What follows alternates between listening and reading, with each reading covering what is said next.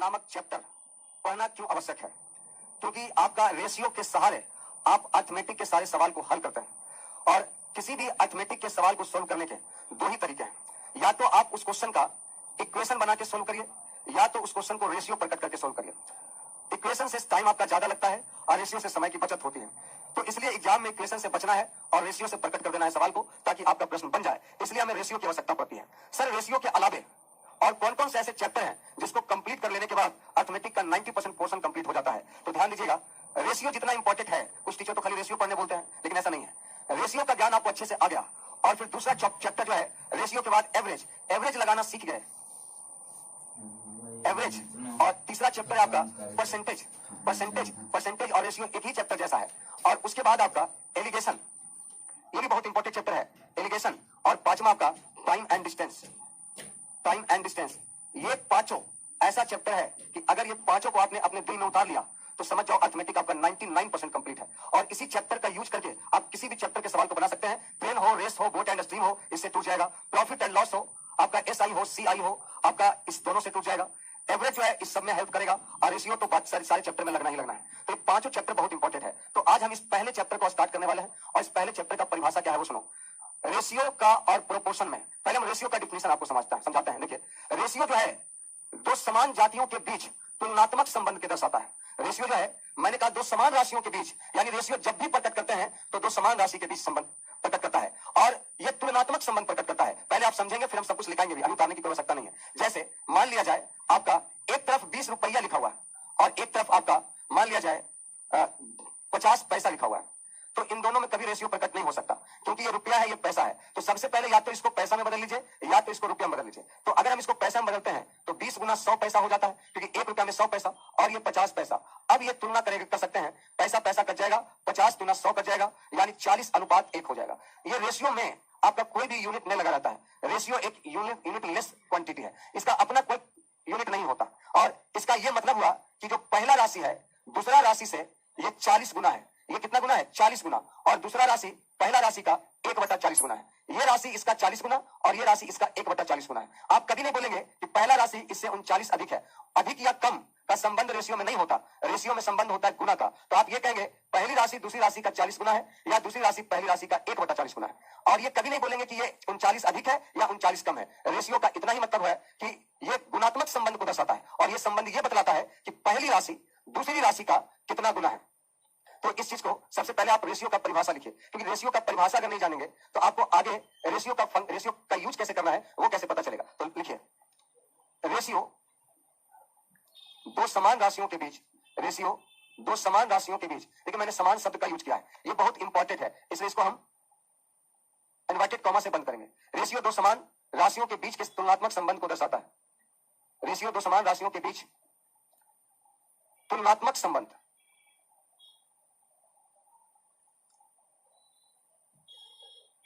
तुलनात्मक संबंध को दर्शाता है और यह संबंध, और तुलनात्मक मतलब कंपैरिजन होता है, तुलनात्मक संबंध को दर्शाता है और यह संबंध यह बतलाता है और यह संबंध यह बतलाता है कि पहली राशि दूसरी राशि का कितना गुना है, कितना गुना का रिलेशन बतलाता है, कितना गुना है। और इसमें ये दोनों वर्ड इंपॉर्टेंट है, ये सब जो कि आपको मैं अंडरलाइन करके समझाना चाहता हूं। कितना गुना है, ध्यान दीजिएगा कि रेशियो दो समान राशियों के बीच तुलनात्मक यानी कंपैरिजन वाला संबंध दर्शाता है और यह संबंध यह बतलाता है कि पहली राशि दूसरी राशि का कितना गुना है।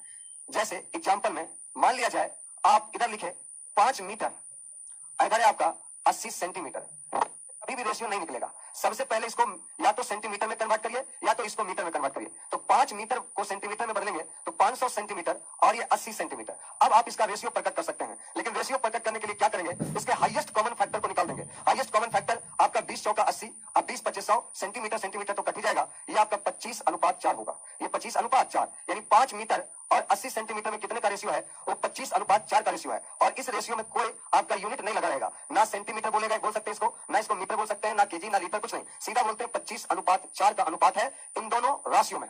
और ध्यान दीजिएगा, रेशियो को आप इसे जो है दो राशियों के बीच इसे दो राशियों के बीच, इसे दो राशियों के बीच ये वाला चिन्ह जो है रखकर सूचित करते हैं। इसे दो राशियों के बीच चिन्ह रखकर सूचित करते हैं।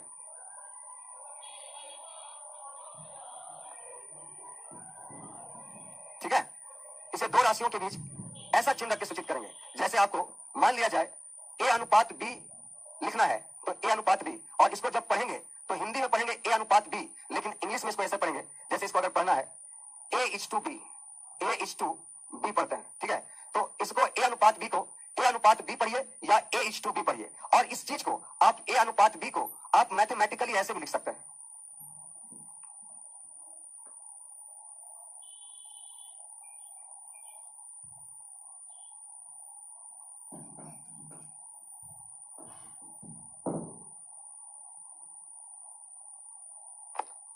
ए बटा बी, आप इसको मैथमेटिकली ए बटा बी भी लिख सकते हैं।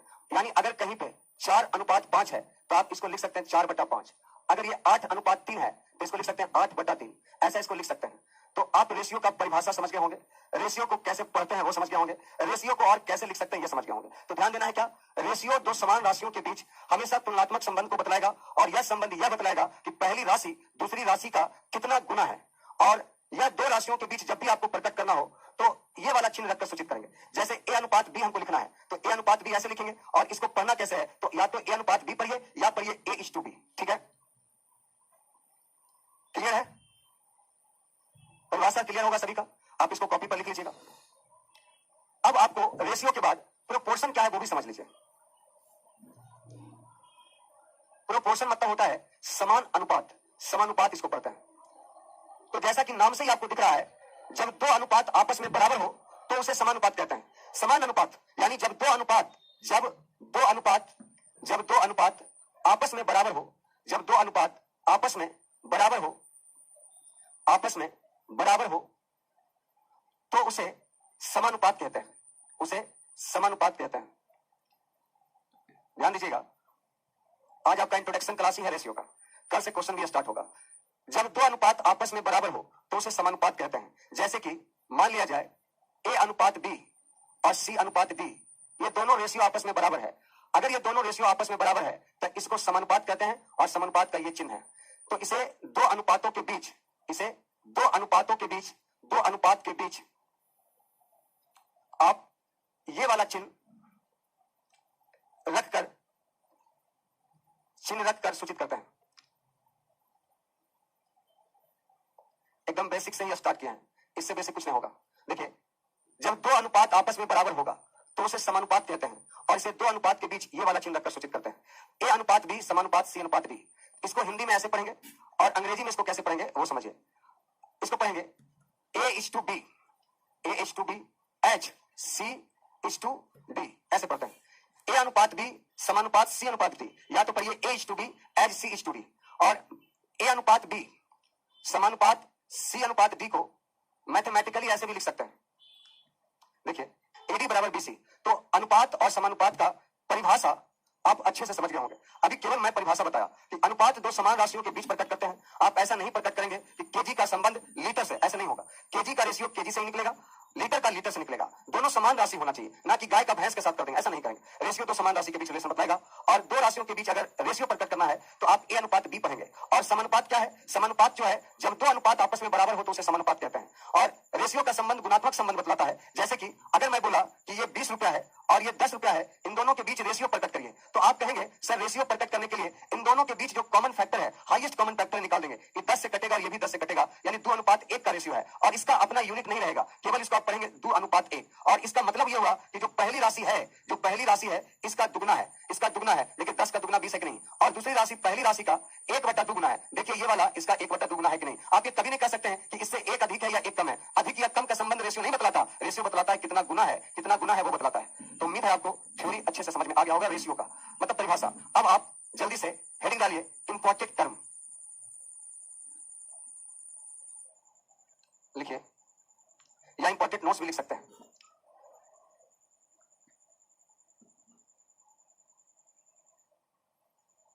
देखिए, कुछ नोट्स है जिसके सहारे आप रेशियो के नहीं पूरे अर्थमेटिक में ये काम देगा। अभी हम लोग जो पढ़ रहे हैं केवल रेशियो के लिए नहीं है, पूरे अर्थमेटिक के लिए है। तो देखिए, सबसे पहले आपको दो राशियों के बीच अनुपात कैसे प्रकट करना है उसको जानना जरूरी है।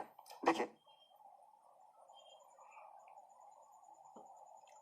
देखिए जब दो राशियों के बीच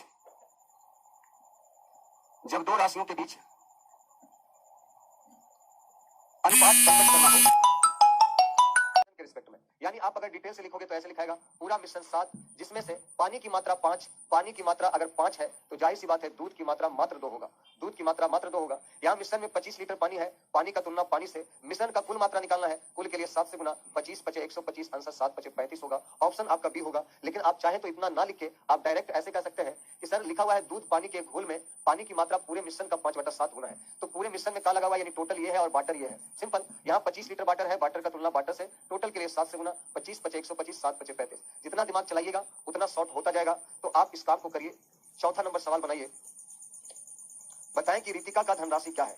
ये आपका सवाल है। ऑप्शन बोलिए, आंसर बोलिए। रितिका का धनराशि क्या है? आपके पास किताब होगा, किताब में पूरा क्वेश्चन यही होगा क्योंकि मेरा आधा क्वेश्चन नीचे चला गया है, ऑप्शन डी नीचे चला गया।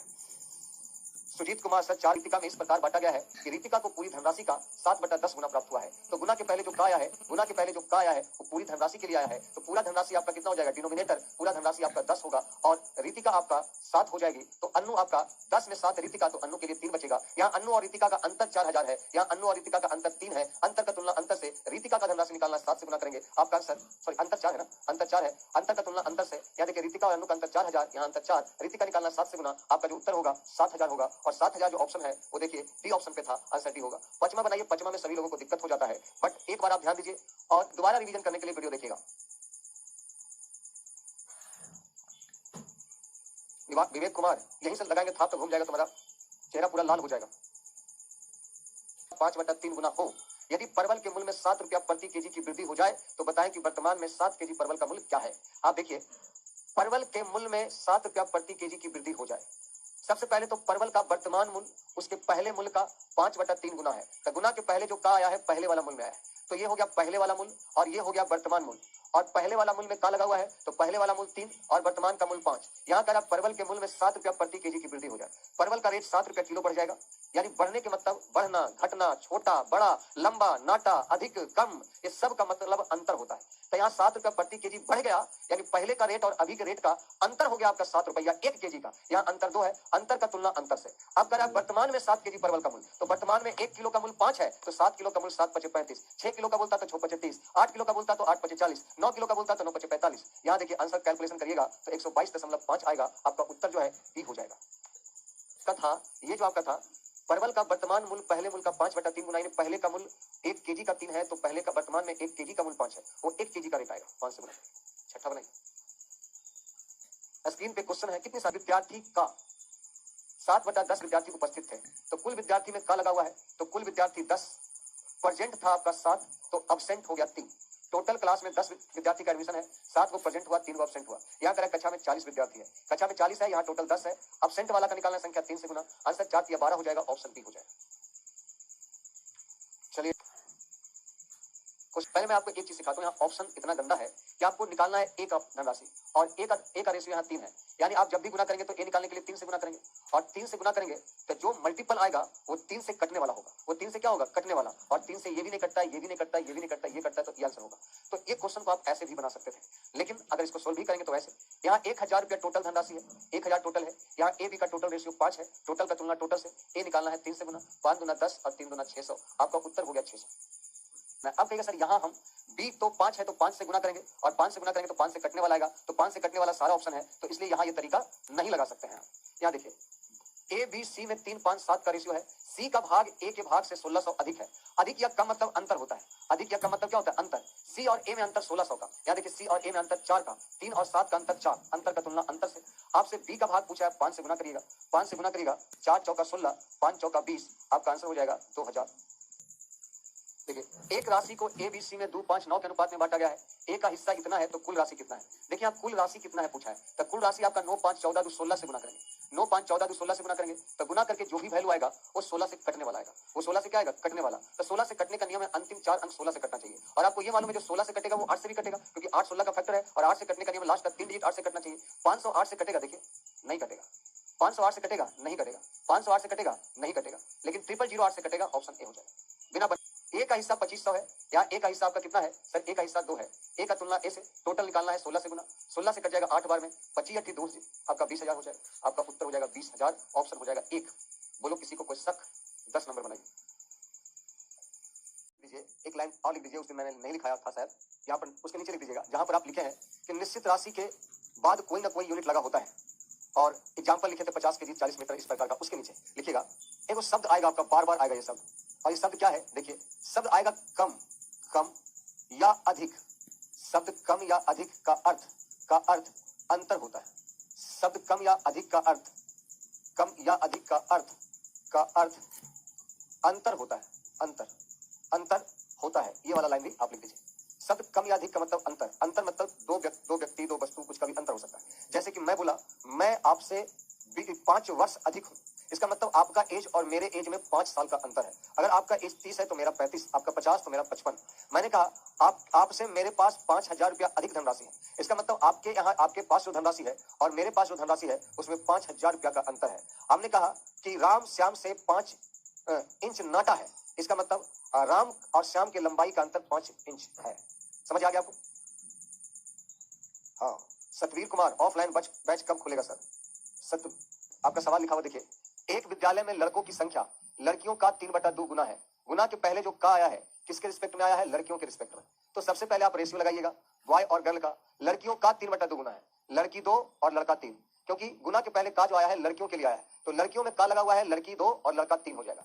यहाँ करा विद्यालय में कुल 75 लड़के हों, 75 लड़का है तो लड़का का तुलना लड़का से करेंगे, 75 लड़का है लड़का का तुलना लड़का से करेंगे, और निकालना है विद्यालय में कुल कितने विद्यार्थी हैं। विद्यार्थी की संख्या निकालना है तो विद्यार्थी मतलब लड़का और लड़की दोनों होता है, इसलिए 3 × 5 से गुना करेंगे। ये आपका हो जाएगा 25 × 75 और 25 × 5 = 125। आपका आंसर हो जाएगा 125, ऑप्शन डी। एक चीज और देखिए, आप ऐसे भी कह सकते थे कि एक विद्यालय में लड़कों की संख्या लड़कियों का 3/2 गुना है, लड़कियों में का लगा हुआ है तो लड़की 2 तो लड़का 3, यहाँ टोटल विद्यार्थी हो गया 5, टोटल विद्यार्थी हो गया 5। यहाँ करें लड़कियों की विद्यालय में कुल लड़के 75 है, तो 75 लाने के लिए आप इसमें क्या करेंगे? 25। अगर यहाँ 25 से गुना करेंगे तो सभी जगह 25 से गुना कर दीजिए, और आपसे जो पूछता है देख लीजिए, लड़का 75 लड़की 50, टोटल विद्यार्थी 125। आपका आंसर हो गया 125 गुना है। तो देखिए विक्रयमूल में विक्रयमूल का 3/5 गुना है, गुना के पहले जो का आया है किसके रिस्पेक्ट में आया? विक्रयमूल का। तो आप लिख सकते हैं कॉस्ट प्राइस एक तरफ सेलिंग प्राइस, कॉस्ट प्राइस और सेलिंग प्राइस का रेशियो हो जाएगा। विक्रयमूल में का लगा हुआ है इसलिए विक्रयमूल 5 हो जाएगा, विक्रयमूल 5 हो जाएगा तो क्रयमूल आपका 3 हो जाएगा। यहाँ क्रयमूल 1050 लिखा हुआ है तो 1050 का तुलना 3 से करेंगे और विक्रयमूल लाने के लिए 5 से गुना करेंगे। यहाँ देखिए 3 × 3 = 9, 3 × 5 = 15, आपका ये हो जाएगा, और गुना करेगा तो 0 × 5 = 25, 5 × 15 = 17, आंसर आपका 1750 हो जाएगा। आपका ऑप्शन बी हो जाएगा। का रेशियो 15:22 है। अब कह रहा है यदि रेल की गति कार की गति से 35 किलोमीटर प्रति घंटा अधिक है, अधिक या कम मतलब अंतर होता है। यहाँ अंतर 22 और 15 में आपका 7 का अंतर का तुलना अंतर से कार की गति के लिए 15 से गुना, आंसर तो वही आएगा जो 15 से कटेगा। हमारा तो आंसर जिंदाबाद है, ये 7 × 5 = 35, 15 × 5 = 75, ऑप्शन है। 11 नंबर बनाइए। ए बी तथा सी के वेतन में 4:7:13 का अनुपात है। यदि ए तथा सी के वेतन का योग 3485 रुपया है, तब सी तथा बी के वेतनों का अंतर क्या है? सी और बी के वेतन का अंतर क्या है? सी और बी यहाँ है, सी बी में अंतर 7/13 का है, तो वही ऑप्शन होगा जो 6 से कटेगा। तो 6 से ये भी कट सकता है, 6 से ये भी कट सकता है, लेकिन ये भी कट सकता है, केवल एक ऑप्शन छटेगा ही नहीं हो सकता। तो यहाँ आप फंस जाएंगे। तो यहाँ आपको सोल्व करना है। ए तथा सी के वेतन का योग 3485, ए और सी के वेतन का योग 3485, यहाँ ए और सी का वेतन का योग 13/4/17, और आपसे निकालना सी और बी का अंतर, तो सी बी का अंतर 6 है। 17 दूना 34, 0 17 × 5 = 85, 6 × 5 = 30, 6 दूना 1200, 1230, आपका ऑप्शन ए हो जाएगा। आपका उत्तर क्या हो जाएगा सर? उत्तर ए हो जाएगा। चलिए 12 बनाइए,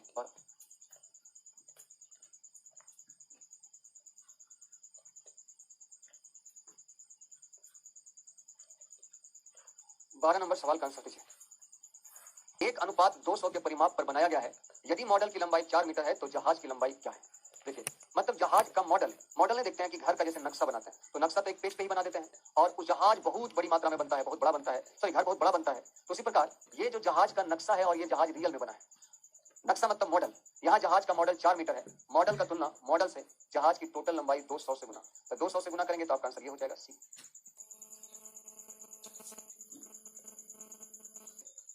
बी का वार्षिक वेतन क्या है? तो बी का वार्षिक वेतन निकालने के लिए बी के लिए 3 से गुना, ये तो महीना का आएगा क्योंकि ये सब मासिक मासिक है, आपको निकालना वार्षिक है, तो 12 से और गुना करेंगे, यानी वही आंसर आएगा जो 12 या 36 का मल्टीपल होगा। 36 का मल्टीपल के मतलब 36 में 9 भी आता है, जो 36 से कटेगा वो 9 से भी कटना चाहिए। तो यानी कि 4 2 6 1 7 9 से नहीं कटेगा, 7 3 10 11 9 से नहीं कटेगा, 8 2 10 11 9 से नहीं कटेगा, 4 4 8 1 9 से कटेगा, ऑप्शन बी होगा। बाकी सोल्व करना चाहते हैं तब सोल्व करिए। देखिए यहाँ सी का मासिक वेतन ए के मासिक वेतन से 1200 अधिक है।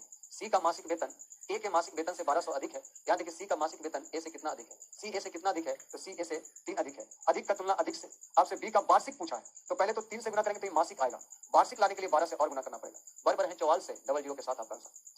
मॉडल की लंबाई है, यहाँ जहाज का मॉडल 1 है, तो मॉडल का तुलना मॉडल से यहीं से आया है। क्वेश्चन तो तुम पढ़ेगा नहीं, और जहाज का परिमाप निकालना है, 200 से गुना करना पड़ेगा। जहाज की लंबाई मतलब परिमाप निकालना है, तो भैया क्वेश्चन तो कम से कम पढ़ लिया करो। बनाइए 14। संख्या जब अपने से 10 गुना में जोड़ी जाए तो 264 हो जाती है, वह संख्या क्या है? माना कि वो संख्या 1 है, वो संख्या क्या है? 1 है, और इसका 10 गुना क्या हो जाएगा? तो सर इसका 10 गुना 10 हो जाएगा। तो सवाल क्या लिखा? एक संख्या जब अपने से 10 गुना में जोड़ी जाए, जब एक संख्या अपने से 10 गुना में जोड़ी जाएगा तो 264 हो जाएगा। यहाँ 10 गुना में जोड़िएगा तो 10 1 11 हो जाएगा। संख्या कौन सा है? तो संख्या तो एक ही है। आंसर हो जाएगा 11 गुना 22 11 चौका 44, आपका आंसर हो जाएगा 24। 10 में 25 का अंतर, प्रतिशत के लिए 100 से गुना, तो 25 चौका 100, 18 चौका 7200, 7200। इस सवाल का जवाब है कि एक मेज तथा एक कुर्सी 500 में खरीदता।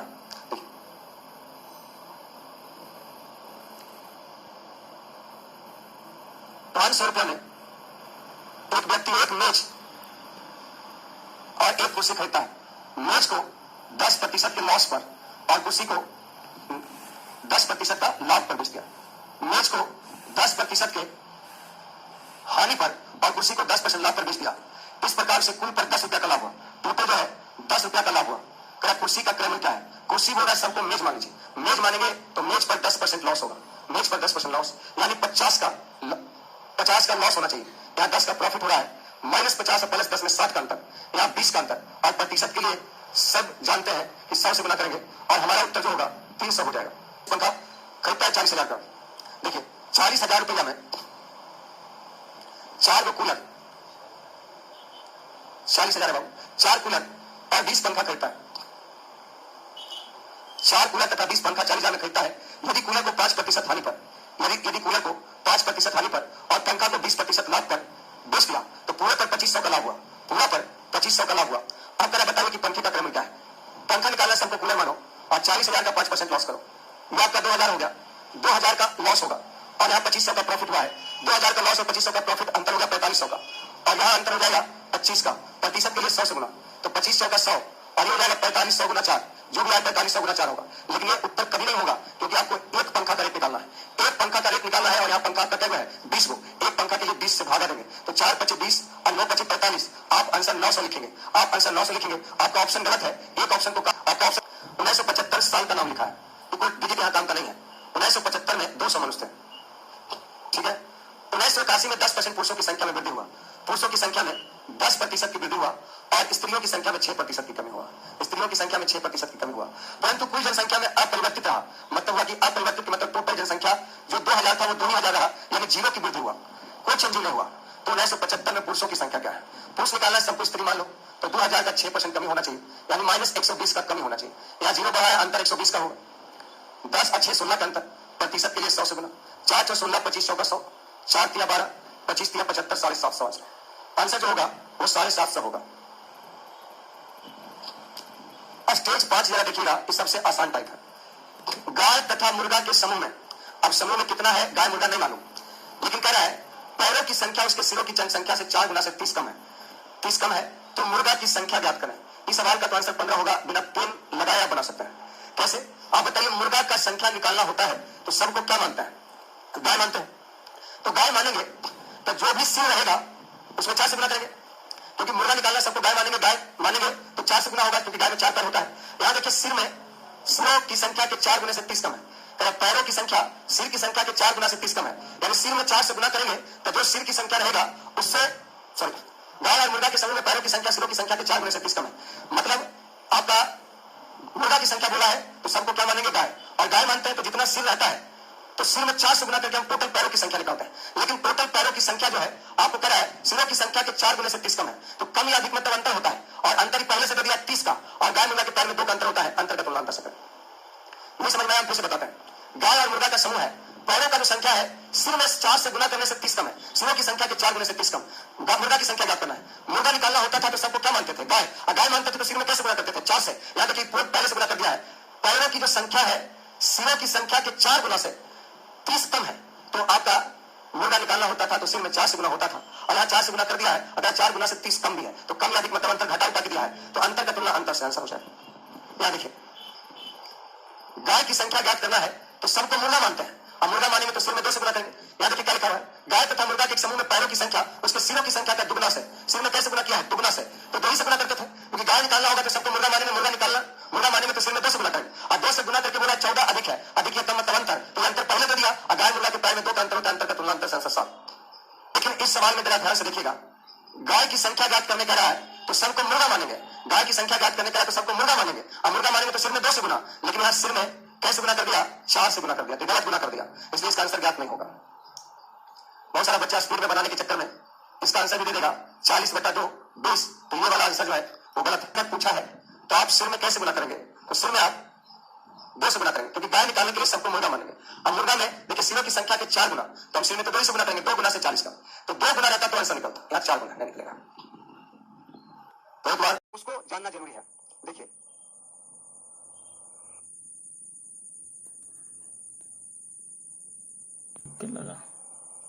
देखिए जब दो राशियों के बीच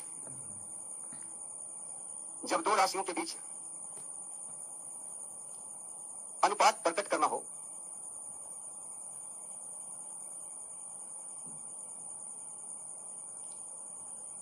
तो प्रश्न के अंत में कितना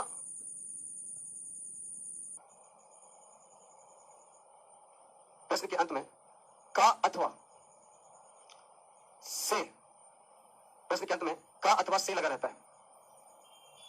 प्रश्न के अंत में कितना गुना के पहले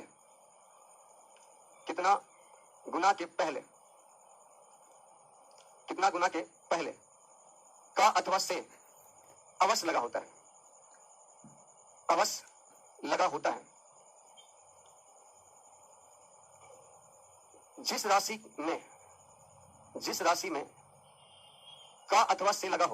जिस राशि में का अथवा से लगा हो उसे हर तथा दूसरे को अंश मान लेंगे। ये लाइन आपको तब समझ में आएगा जब एग्जांपल समझेंगे। देखिए जब कभी भी दो राशियों के बीच अनुपात प्रकट करना हो तो आप देखेंगे कि प्रश्न के अंत में कितना गुना के पहले का अथवा से अवश्य लगा होगा। जिस राशि में का अथवा से लगा रहे उसे हर मान लेंगे, उसे हर तथा दूसरे को अंश मान लेंगे। अब आपके दिमाग में आएगा कि सर का अथवा से लगा हुआ हमेशा रहेगा?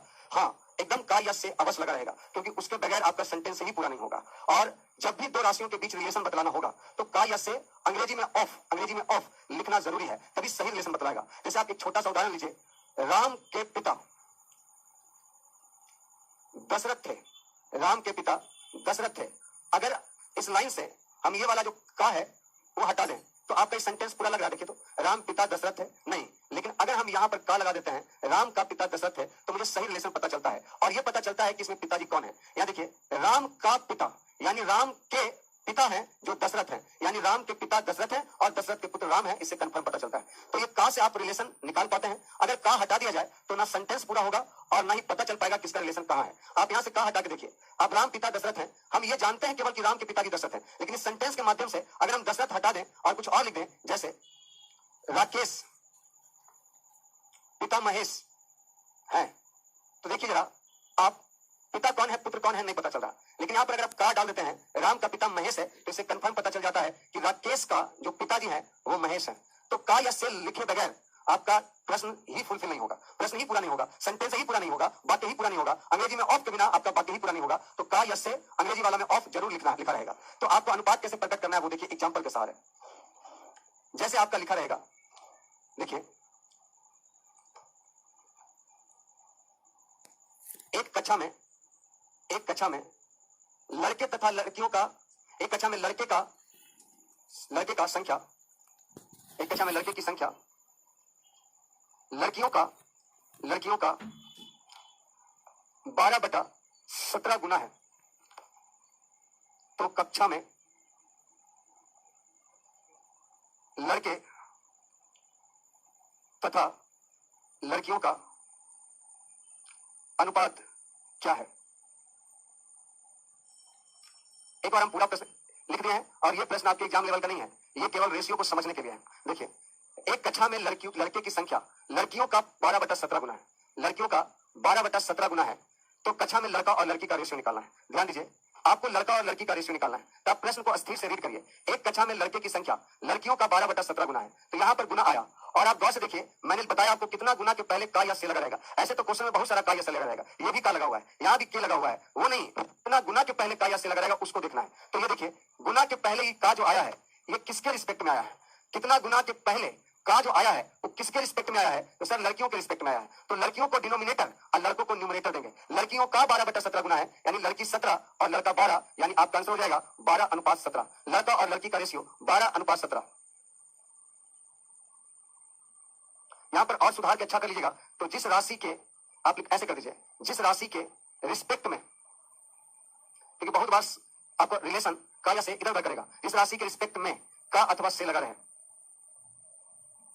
ये और अच्छा लाइन हो जाएगा। तो जिस राशि के रिस्पेक्ट में का या से लगा रहेगा उसे डिनोमिनेटर देंगे और दूसरे को न्यूमरेटर। देखिए लिखा, लड़के की संख्या लड़कियों का 12/17 गुना है तो गुना के पहले जो का आया है वो लड़कियों के रिस्पेक्ट में आया, तो जिसके रिस्पेक्ट में का आएगा उसको डिनोमिनेटर 17 और लड़का को न्यूमरेटर यानी 12, यानी लड़का और लड़की का रेशियो 12:17। निधि कुमारी बिल्कुल लाइव चल रहा है, विशाल कुमार बिल्कुल कमेंट आपका आ रहा है, लेकिन मैंने आपको पहले बोला कि मैं आपके सवालों का जवाब क्लास के टाइम में नहीं दूंगा क्योंकि आप लोग एक्स्ट्रा चीज पूछते हैं जो क्लास रिलेटेड है ही नहीं। यहां तक सबको क्लियर होगा? तो जल्दी से मैं सवाल लिख रहा हूं, आप फटाक से इसका जवाब दीजिए। जैसे मैंने लिखा, कक्षा में लड़कियों की संख्या, कक्षा में लड़कियों की संख्या लड़कों का, कक्षा में लड़कियों की संख्या लड़कों का 5/13 गुना है, 5/13 गुना है। तो आप जल्दी से कक्षा में लड़का और लड़की का रेशियो निकालिए। कक्षा में लड़कियों की संख्या लड़कों का, कक्षा में लड़कियों की संख्या लड़कों का 5/13 गुना है तो बॉय और गर्ल का रेशियो बताइए। शिशुपाल जमुई से राहुल कुमार, जल्दी जल्दी आप लोग आंसर दीजिए, मैं आपका कमेंट भी पढ़ लेता हूं। आंसर आ रहा है तो ध्यान दो, मैंने कहा आपको परिभाषा में लिखाया कि कितना गुना के पहले का आएगा। आप देखिएगा का किसके रिस्पेक्ट में आया है, तो लड़कियों की संख्या लड़कों का, लड़कों के रिस्पेक्ट में का आया है, इसलिए लड़का डिनोमिनेटर लेगा तो लड़का लेगा 13 और लड़की लेगी 5। तो आपका जो रियल आंसर होगा 13:5 और उत्तर भी आप उसी सीक्वेंस में देंगे जिस सीक्वेंस में आपसे पूछा गया है। अगर आपसे पहले लड़का पूछा गया है तो पहले लड़का का वैल्यू और फिर लड़की का वैल्यू आप 5:13 लिख देंगे तो ये आपका गलत हो जाएगा, ये आपका क्या हो जाएगा? गलत हो जाएगा। जिस सीक्वेंस में आपका रेशियो पूछा है उसी सीक्वेंस में आंसर देंगे, ठीक है?